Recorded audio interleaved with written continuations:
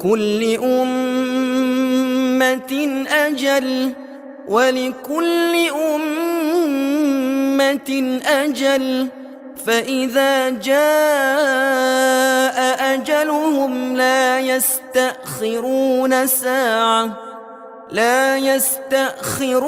ساعة ولا يستقدمون.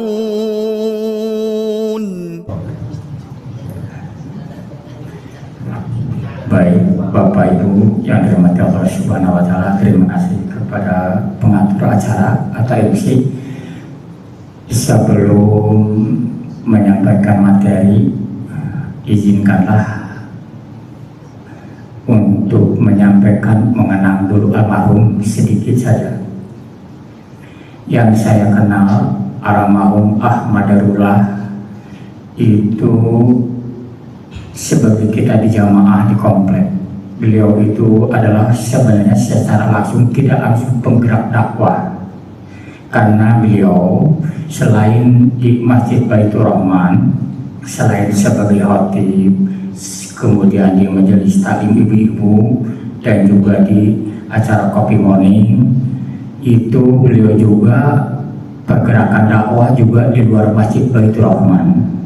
Di antaranya semalam yang disampaikan oleh Kiai Ahmad Subhan Hasim, beliau itu adalah salah satu pengurus mubaliin, jadi kumpulan para mubali. Jadi mubali yang ada di DKI Jakarta harus ada rekomendasi beliau itu diantaranya, dan beliau juga pernah cerita masih ada tentang kegiatan-kegiatan dakwah di luar beliau, dan juga beliau salah satu pernah ikut pelatihan khusus di Khairul Ummah, yaitu di Ustadz Ahmad Yani.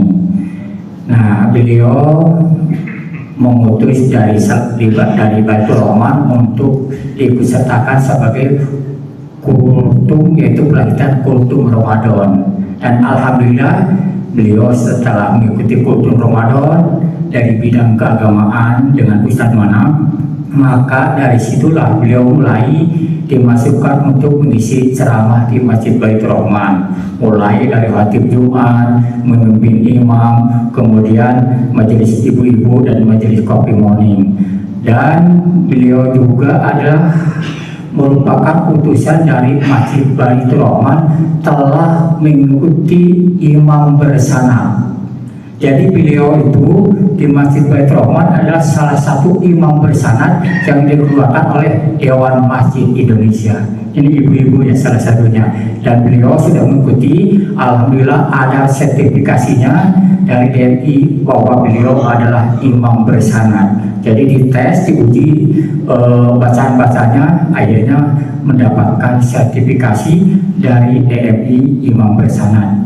Alhamdulillah Bapak Ibu, dari Masjid Baitur Rahman pun ada juga satu, yaitu yang adzan bersanad, azan bersanad. Salah satunya di Masjid Baitur Rahman adalah Bapak Sahdiar MS. Beliau mendapat sertifikasi yaitu azan bersanad. Jadi ada dari DMI itu ada khusus pelatihan bagi pengurus masjid atau yang telah menjadi anggota Dewan Masjid Indonesia, Bapak Ibu.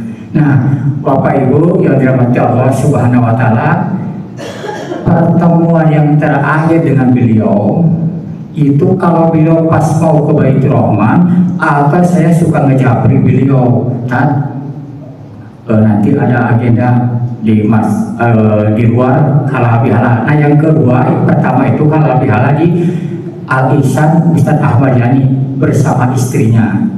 Yang terakhir Kamis malam, saya mengundang lagi beliau, mohon kesediaannya untuk mengantarkan berkas ke DMI juga ini, ke DMI. Siap, katanya beliau. Jadi beliau jauh-jauh dari Depok menuju ke Penjuru, bukan hal sesuatu yang mudah, lumayan cukup jauh juga, tapi beliau dengan ikhlas. Nah, setelah itu melengkapi berkas-berkas, dan di DMI beliau ada dimasukkan sebagai guru ngaji. Beliau itu sebagai prasyarat untuk memenuhi kriteria dari DMI. Ketemu di sana di tempatnya, yaitu di Duri Kepa. Di Duri Kepa beliau biasa silaturahim dengan yang dari DPI provinsi. Setelah itu pamitan ke Masjid Baitur Rahman. Sebelum ke Baitur Rahman mampir dulu di salah satu tempat di Wilayah Kebonjeruk untuk makan sedikit, kemudian balik ke sini ke Masjid Baitur Rahman.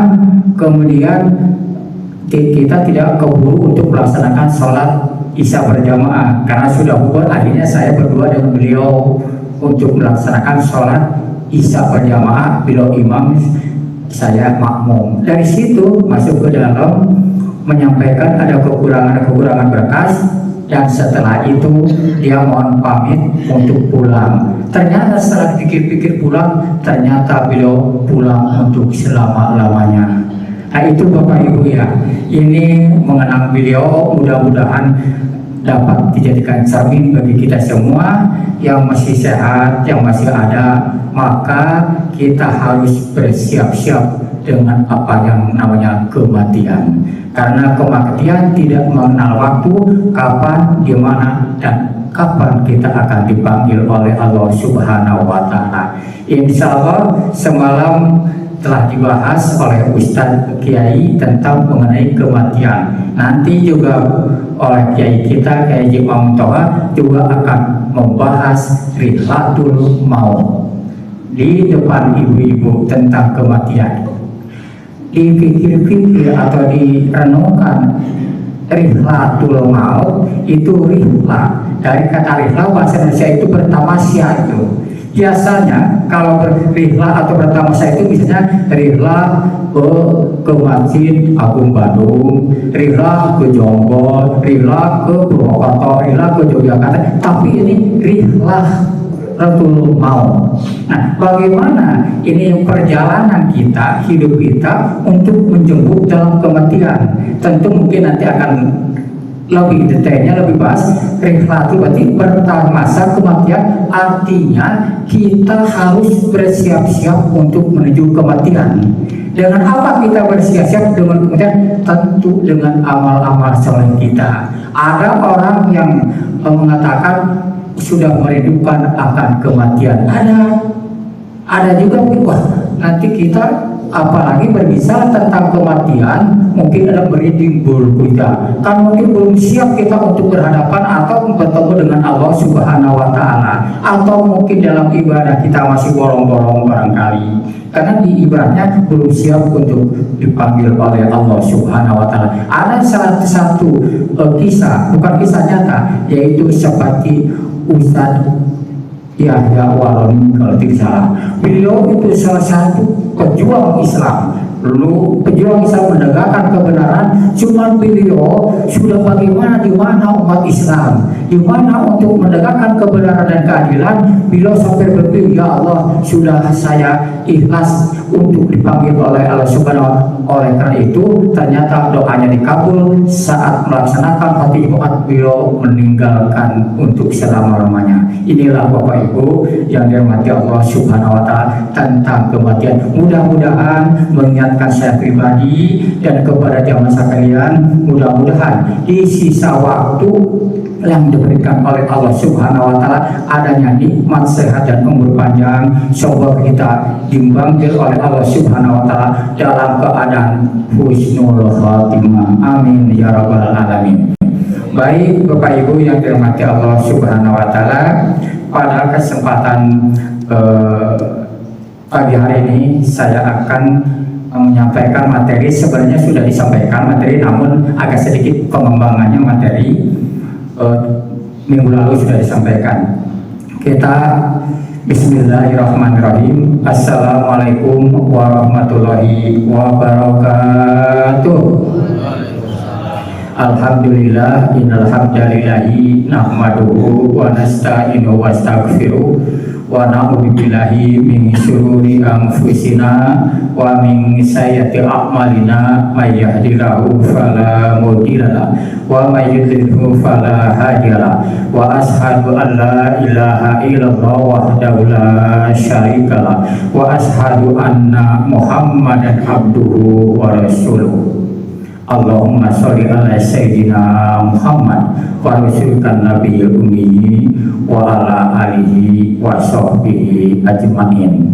Ya ayuhan nas usikum wa iyaya bitaqwallah faqad fazal muttaqun. Qala Allah ta'ala fil Qur'anil Karim, a'udzu billahi minasyaitonir rajim. Bismillahirrahmanirrahim. Ya ayyuhalladzina amanu taqullaha haqqa tuqatih wa la tamutunna illa wa antum muslimun.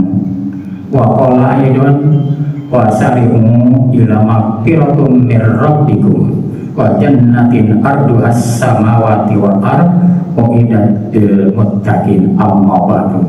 Rabbi shrah li sadri wa yassir li amri wahlul 'uqdatam min lisani yafqahu qawli.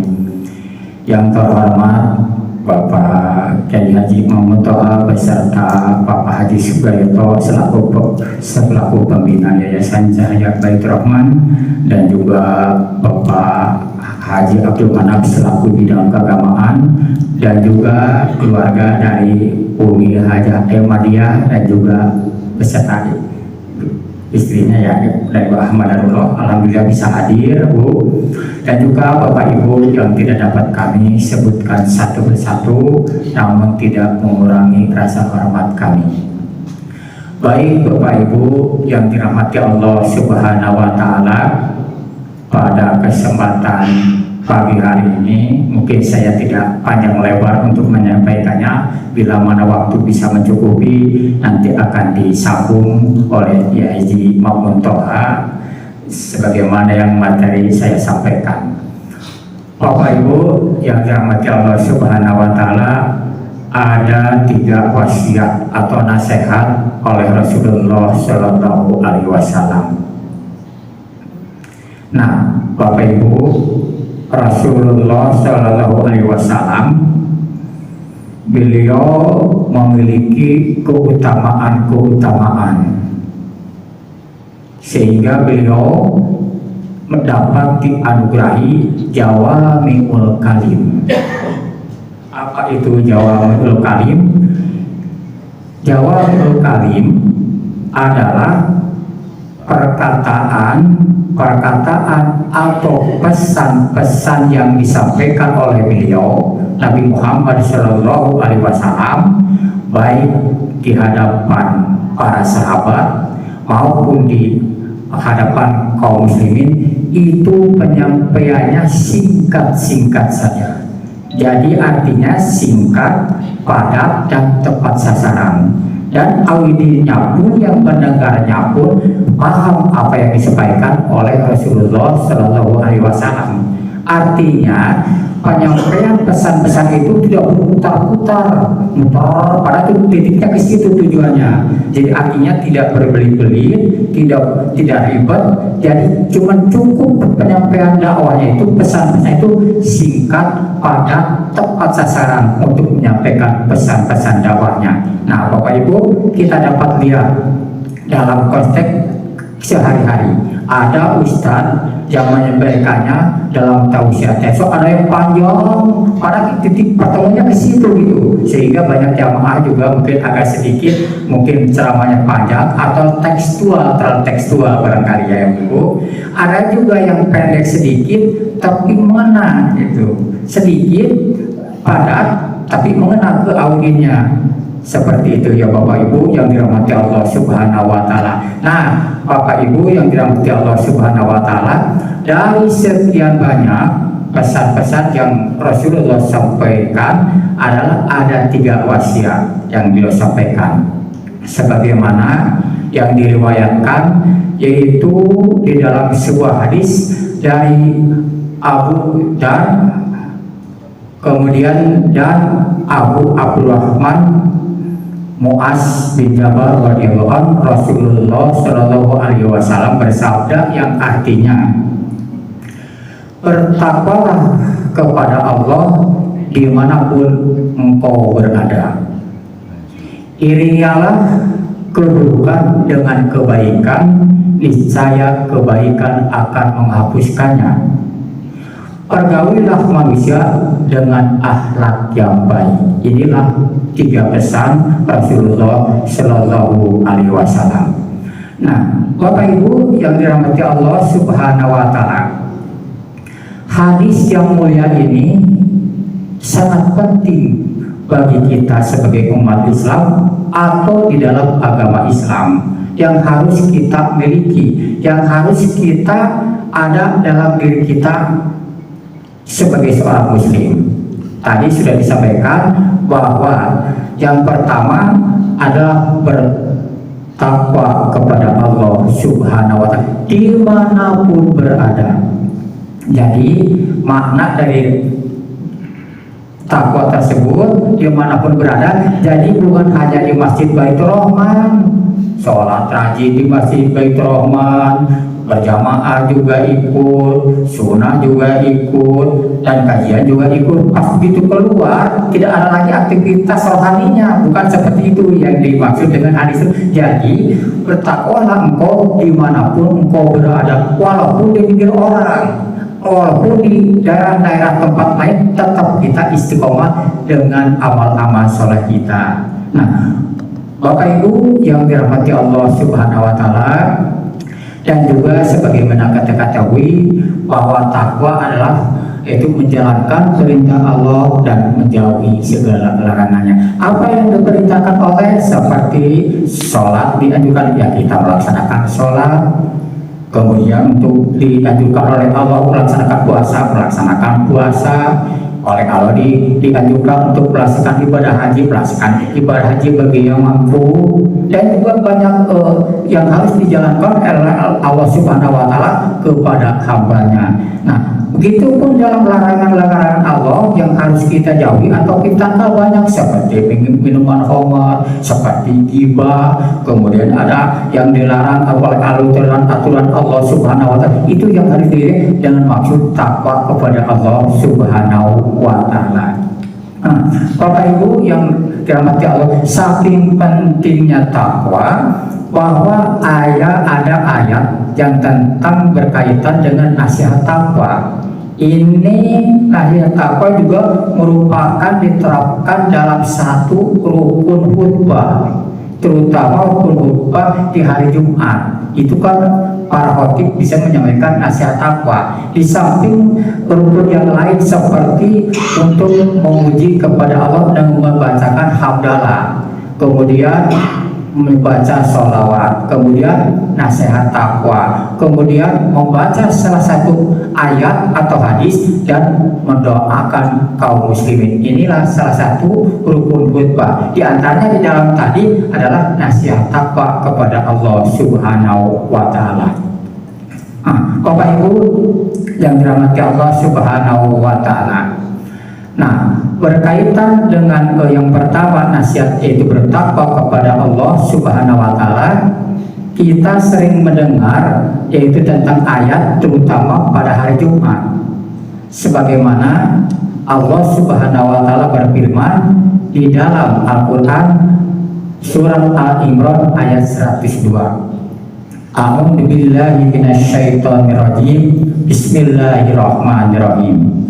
Ya ayyuhalladzina amanu taqullaha haqqa tuqatih wa la tamutunna illa wa antum muslimun. Yang artinya, hei orang-orang yang beriman, bertakwalah kepada Allah dengan sebenar-benar takwa kepadanya. Wa la tamutunna illa wa antum muslimun. Dan janganlah sekali-kali kamu mati melainkan dalam keadaan beragama Islam. Nah, ini merupakan nasihat takwa dan juga mengingatkan kepada diri sebagai khotib dan juga mengingatkan kepada jamaah sekalian. Ini merupakan salah satu rukun khutbah. Mungkin bagi yang paham Bapak Ibu sebagai jamaah, wah ini khotib ketinggalan nasihat takwa, wah ini khotib ketinggalan baca sholawatnya. Jadi dapat diketahui, dan alhamdulillah Bapak Ibu yang dirahmati Allah Subhanahu wa Ta'ala, saya mengikuti pelatihan dakwah di Khairul Ummah itu selama 4 bulan Bapak Ibu. selama 4 bulan itu diantaranya yaitu pelatihan untuk khotib Jumat dan juga pelatihan untuk kultum, macam-macam kultum, ada kultum Ramadan, ada kultum PHBI dan lain sebagainya. Selama 4 bulan digembleng, itu pesertanya itu berbagai status, ada sebagai seorang dosen, ada juga sebagai tenaga pendidik, ada juga sebagai penggiat dakwah. Di situ bersama-sama untuk belajar dakwah. Padahal Ustadz itu sendiri udah sebagai khotib sebenarnya, sudah di beberapa jam terbangnya nih, cuma di situ mungkin ingin mendapat wawasan untuk bagaimana menyampaikan dakwah atau menyampaikan khotib Jumat. Karena setiap masjid para khotib ada yang menyampaikan secara tekstual, artinya secara membaca teks seperti ini. Ada juga non tekstual, artinya tidak memakai teks. Namun ada perbedaannya. Kalau misalnya tanpa teks itu harus menguasai materi, artinya bahannya harus dikuasai. Nah, sedangkan yang pakai teks dikhawatirkan lupa, khotib menyampaikan ayat atau satu lupa. Makanya salah satu kuncinya bagi yang untuk sebagai buku atau sebagai apa saja, maka salah satu harus membawa buku saku. Buku saku di situ ini tentang mungkin tentang ayat yang akan disampaikan. Di mana lupa kita buka atau disiapkan di sebuah kertas catatan untuk menyampaikan ayat di mana kita lupa. Nah, Bapak Ibu terkait masalah mungkin ibu-ibu sudah terbiasa ada ustadz menyampaikan tentang kultum. Begitu dibaca secara tekstual, karena tidak ada konteks, tidak ada kontak batin secara dengan jamaah, dengan audien. Ternyata begitu khotib yang penceramah lihat ke jamaah, ternyata lagi pada mimpi Bapak Ibu. Ada yang sebagian tidurnya karena teks terlalu tekstual dan materi tidak dikuasai. Nah, ibu, ini sedikit ya ibu. Nah, baik ibu-ibu yang dirahmati Allah Subhanahu wa Ta'ala. Nah, dalam kajian Tazkiyatun Nafs, di situ Rasulullah Shallallahu Alaihi Wasallam itu sifatnya adalah muqarrabah. Apa itu muqarrabah?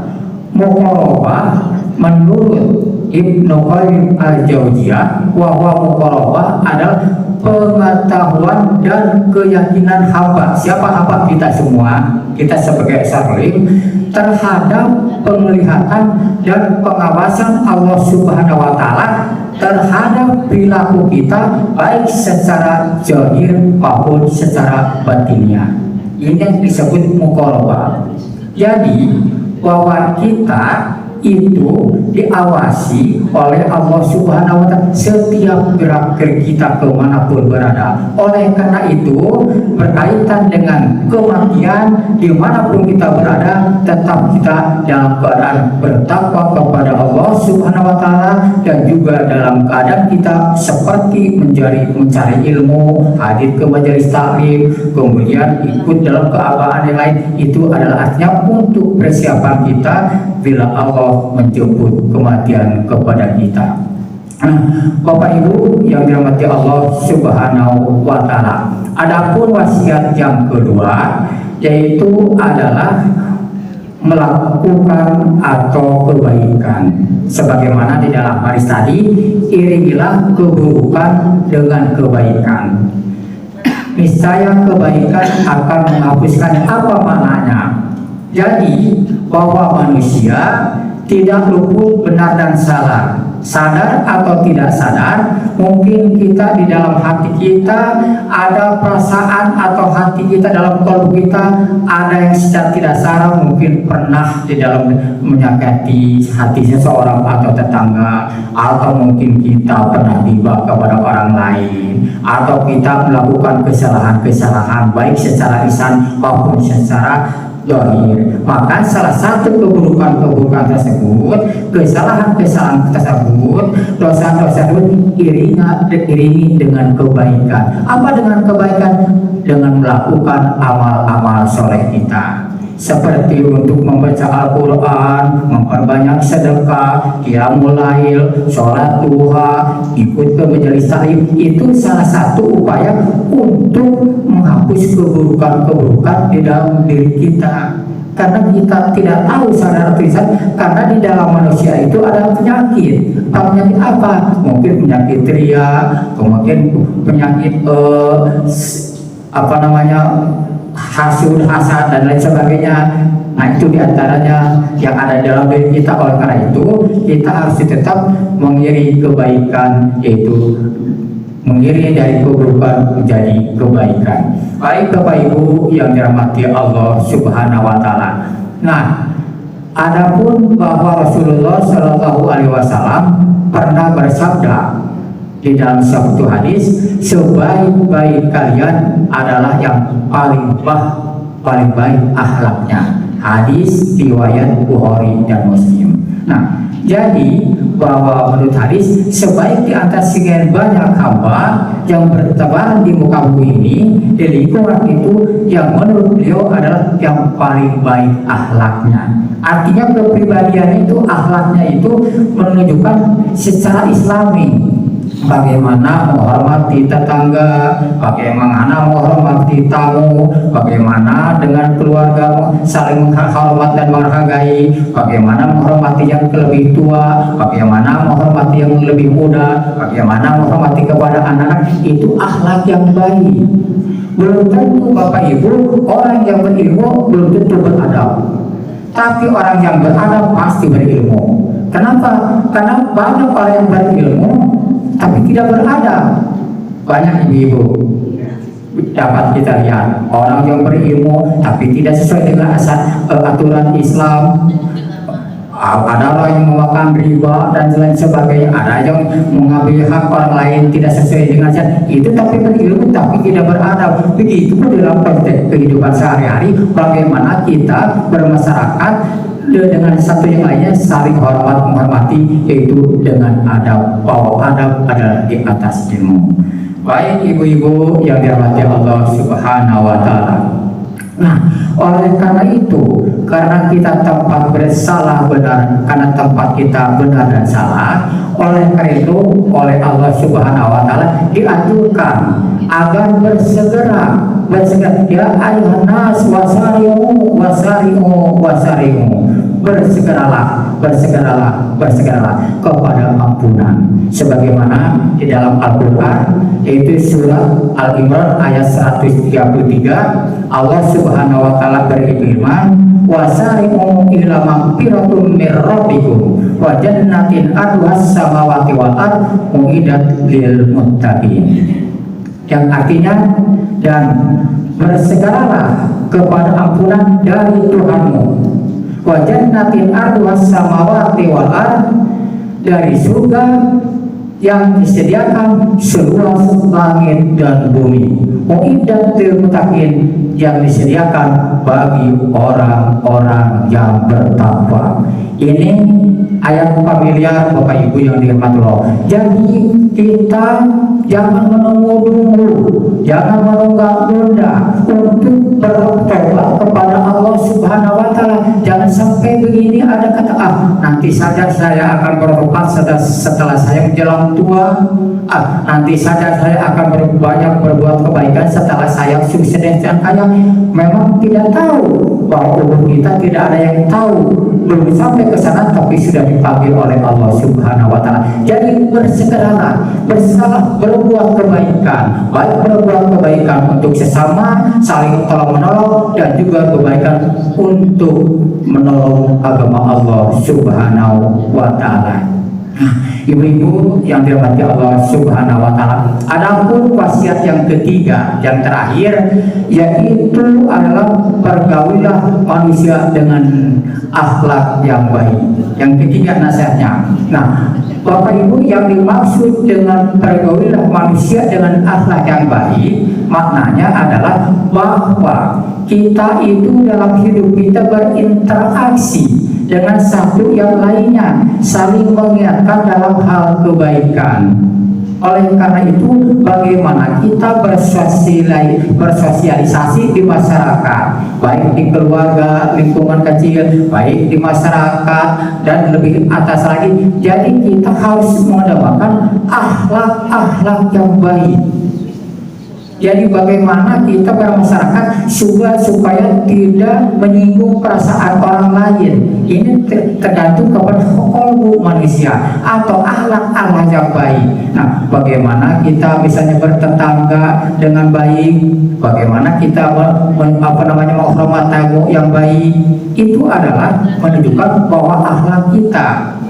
Coba Bapak Ibu, kalau ada orang jauh bertamu ke rumah kita, entah tetangga yang jauh atau dekat, itu sebenarnya harus disambut dengan gembira Bapak Ibu, karena siapa tahu tamu yang hari itu akan mendoakan kita, akan memberikan keberkahan kepada kita. Siapa tahu yang datang itu mungkin adalah seorang yang alim, akan mendoakan kepada. Bahkan di dalam Islam itu untuk menerima tamu itu adalah 3 hari. Kita layani dengan baik, kita layani dengan penerimaan jamuan dengan baik selama 3 hari menurut dalam Islam. Nah, Bapak Ibu yang dirahmati Allah Subhanahu wa taala, ada di dalam sebuah hadis yang diriwayatkan dari Abu Hurairah radhiyallahu wasallam yang artinya, barang siapa yang beriman kepada Allah dan hari akhir, hendaklah ia berkata yang baik atau diam. Barang siapa yang beriman kepada Allah dan hari akhir, hendaklah ia memuliakan tamunya.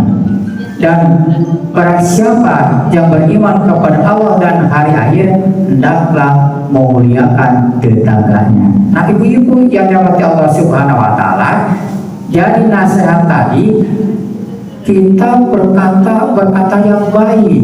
Artinya kita tidak menyinggung perasaan orang lain, tetap menjaga lisan, kita menjaga dari luar dari ghibah dan lain sebagainya. Jadi kita dianjurkan oleh Nabi, berkatalah yang baik-baik. Kalau tidak, diam. Artinya diam di sini, bila mana kira-kira lisan kita menyinggung perasaan orang lain, atau mungkin ibaratnya merugikan orang, lebih baik diam. Nah, kalau misalnya lisan kita bermanfaat bagi orang lain, silakan disampaikan kepada saudara-saudara kita, atau mungkin teman-teman kita sampaikan, atau secara umum mungkin kalau para ustaz menyampaikan, lebih baik untuk meningkatkan rohani kepada para jamaahnya. Nah, itu silakan baik. Nah, Bapak Ibu yang dirahmati Allah Subhanahu wa taala, lidah memang tidak bertulang, tapi tajam bagaikan pedang. Ini hanya lidah Bapak Ibu. Memang tidak bertulang lidah itu, tapi tajam bagaikan pedang. Apa maksudnya? Kalau ucapan lisan seseorang keluar yang tidak baik dan tidak benar, maka itu menjadi bumerang. Oleh karena itu harus dijaga lisan kita. Nah, ibu-ibu yang dirahmati Allah Subhanahu wa taala, yang kedua, karena masuk sudah waktu asyuruk ya Ibu. Yang kedua yaitu untuk memuliakan tetangga. Nah, ibu-ibu yang perlu kita direnungkan, karena dengan tetangga kita, apalagi ada tetangga kita pada di sebelah kanan, sebelah kiri, tapi tidak akur, apalagi mengganggu. Di sini suaranya musik, di sini suaranya sholawatan, di tetangga kita ada yang sakit. Nah, itu salah satu bagaimana menghormati tetangga. Betul ya Pak Didit? Nah, itu bagaimana menghormati tetangga, dan juga dengan tetangga kita saling berkunjung, saling akur. Karena bagaimanapun kalau kita ada apa-apa, kalau ada musibah, belum tentu kita minta bantuan ke tetangga yang jauh, pasti yang di sebelah. Oleh karena itu berbuat baiklah dengan tetangga yang dekat. Nah, ini ada tetangga, walau ya, saya suka perhatikan, ada orang yang lewat pada dekat hidup kita, tidak permisi, tidak senyum, ada di sini. Padahal itu tetangga atau istilahnya orang lain yang mungkin orang kosan atau di sini, coba dengan senyum, Pak, Bu, maaf, permisi. Ini melewat aja kayak ayam. ayam kan nggak punten segala macam, nggak ada permisi, ada itu ya ibu. Nah oleh karena itu bagaimana kita Islam sudah menganjurkan bagaimana menghormati tetangga. Baik Bapak Ibu yang nanti Allah Subhanahu Wa Taala, mungkin tausiah yang udah cukup aja, tausiah yang dapat kami sampaikan. Mohon maaf lebih kurangnya, mungkin bahasanya agak sedikit tak kentok ya ibu. Kalau istilah tak kentok itu tidak pernah, tidak nyusul gitu, tidak kronologis gitu, jadi loncat-loncat. Jadi mohon dimaafkan ya ibu. Mungkin demikian tausiah yang dapat kami sampaikan. Mohon maaf lebih kurangnya. Billahi taufiq wal hidayah. Wassalamualaikum warahmatullahi wabarakatuh.